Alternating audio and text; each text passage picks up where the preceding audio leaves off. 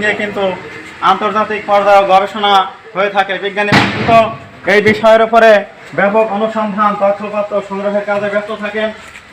উত্তরবঙ্গের আরও জাদুঘর রয়েছে, দিনাজপুর জাদুঘর, রংপুর জাদুঘর, এছাড়া আরও অনেক জাদুঘর রয়েছে। যেই জাদুঘরগুলোতে কিন্তু এরকম আরও অনেক পাথরের নমুনা রাখা হয়েছে, কিন্তু দু একদিনের পরিশ্রমের ফসল নয়। যুগের পর যুগ পরিশ্রম কষ্ট সাধনা করে এই পাথরগুলোকে কিন্তু এভাবে সজ্জিত করে মানুষকে, জনসাধারণকে দেখানোর জন্য এভাবে উপস্থাপন করা হয়েছে। আরেকটা শিক্ষা প্রতিষ্ঠান মহিলা কলেজ, সেই শিক্ষার্থী কলেজের অধ্যক্ষ এবং প্রিন্সিপাল যারাই আছেন সবার জন্যই কিন্তু এগুলো গবেষণার বিষয়বস্তু।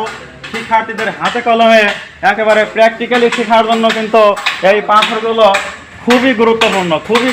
এ কিন্তু সাধারণ কোনো বিষয় নয়।